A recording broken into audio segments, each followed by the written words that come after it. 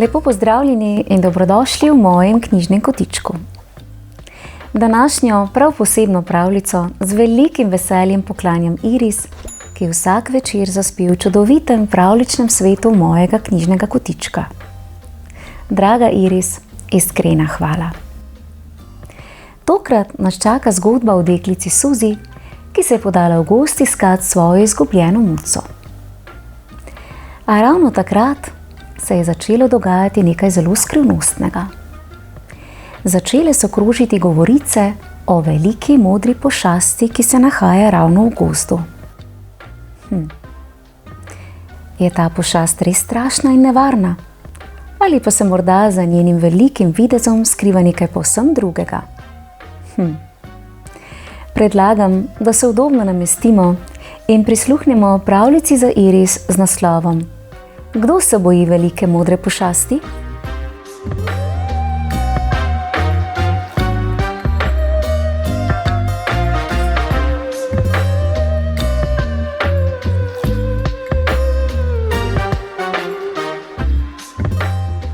To je Suzi. Suzi je pogumna deklica, ki je vedno na lovu za novimi pustolovščinami. Prišli ste ravno v najbolj kočljivem trenutku. Lovijo velika modra pošast. Suzi se niti približno ne sanja, zakaj. Suzi se je prebudila v krasen dan, nato pa je ugotovila, da njenega mačjega prijatelja Maxa ni nikjer. Prečesala je vse kotičke, da bi ga našla. Medtem pa, kot vsako jutro, se je velika modra pošast prebudila zelo sestradana, zato se je tudi tokrat odpravila v gozd, da bi si poiskala kaj za podzob. V vaški trgovinici ne kupuje več. Ljudje se je namreč bojijo.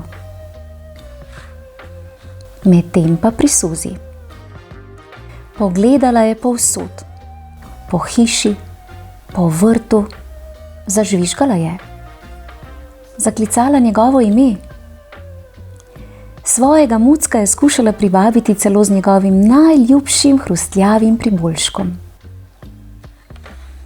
Medtem pa, na srečo velike modre pošasti je v gozdu še vedno veliko gob. Nabrala jih bo in si pripravila omleto z gobami, gobovo pito, gobovo juho in še kaj. Pošast je sicer iznajdljiva, a je to celo zanjo veliko gob. Medtem pa pri Suzi. Nekaj je očitno narobe. Max nikoli ne zavrne svojega hrustljavega priboljška. Preveč rad ima hrano. Medtem pa velika modra pošast pozna gozd kot svoj žep. Ve, o čem žvrgolijo ptice in kako se oglašajo živali. Hej, to je pa nenavaden zvok, ki ga ni še nikoli slišala. Medtem pa pri Suzi. Kje bi lahko bil? Gotovo ga je kdo videl. Medtem pa, le kako je ta majhna debelušna žival splezala na drevo. Medtem pa pri Suzi. Dobro jutro, gospa Mira. Ste kaj videli Maxa? Oprosti, draga Suzi. Danes tvojega mačka ni bilo k meni. Medtem pa velika modra pošast stopi na prste in seže visoko proti krošnji. A majhne živali ne more doseči. Medtem pa pri Suzi. Nato Suzi potrka na vrata Tomasa Trilčka. Zapoje ji. O, ne, moja draga prijateljica. Tvojega mačka nisem videl. Medtem pa. A krščen matiček, pošast je trdno odločena, da ji bo uspelo ujeti to kosmato kepico. Medtem pa pri Suzi. Nobenih novic o Maksu. Tudi v hiši Roberta Glistega ni. Medtem pa veliki modri pošasti se porodi genialna ideja. Z malo truda bo kmalu dosegla kosmato kepico. Medtem pa pri Suzi. Daj no, kje bi lahko bil moj mali muc? Naveličano reče Suzi. Medtem pa ululu, glamflam, ululu, burflulu. 300 kosmatih gob, to pa boli. Potrebujem lestev. Medtem pa pri Suzi. Viktor in njegov pes sta videla nekaj mačk v parku, a nobena med njimi ni imela rdečega kožuščka. Medtem pa velika modra pošast se odloči storiti nekaj, česar ni storila že zelo dolgo. Odpravi se v vas. Medtem pa pri Suzi. Verjemi mi, Suzi, že cel dan pleskam to steno in tvoj maček ni šel tot mimo. Na to reče Igor Čopič. Medtem pa na poti je zelo pazljiva. Vsak njen korak je do potankosti premišljen. Medtem pa pri Suzi. Tudi gospodična Alfonza ni videla Maksa. Mogoče se je tvoj maček odpravil gospe Ernestini, da bi si našel prijatelja.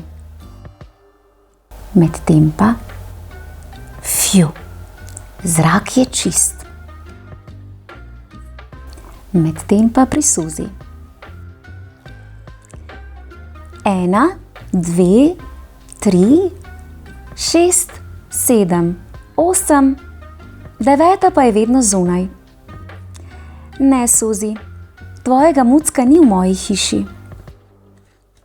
Medtem pa majhno bitje na risbi zelo spominja na žival, ki čepi na drevesu. Medtem pa pri Suzi. Uboga Suzi. Sedaj je prepričana, da svojega mačjega prijatelja ne bo več videla. Medtem pa nobenega dvoma ni. Gre za majhno debelušno žival z drevesa. In takrat velika modra pošast opazi Suzi, ki na steno lepi svoj zadnji plakat. Ogromna pošast začne kruliti in kriliti svojimi šapami. Grup, lulu, glamp, flamp. Na pomoč, na pomoč, vpije Suzi. Nenadoma začuti, kako jo zgrabita dve veliki šapi in jo z nadčloveško močjo dvigneta. Izpusti me, na pomoč, pomagajte mi. Ko se pošast končno ustavi, je Suzi že sredi gozda. In visoko na veji jo čaka presenečenje. Maks. Glump, lulu, sufur blu. Ne skrbi, majhna deklica, držim te. Velika modra pošast je morda res pošast, a je prijazna. In gobe je raje kot majhne deklice.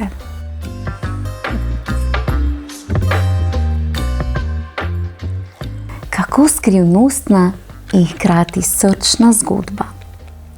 Velika modra pošast nas je naučila, da nas videz včasih lahko zavede in da se za nečim velikim, nenavadnim ali celo strašnim lahko skriva prijazno in dobro srce.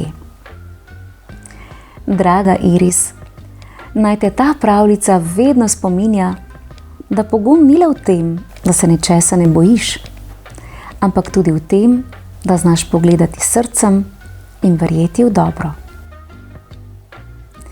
Mojem knjižnem kotičku pa lahko prisluhnete še eni podobni pravljici z naslovom Niko nosorog pa že ni pošast. Prijazno vabljeni k poslušanju. Pravličen pozdravček Iris, ter pa seveda vsem ostalim poslušalcem pravličnega sveta v mojem knjižnem kotičku. Čau, čau! Bravo, si pa res prijazna.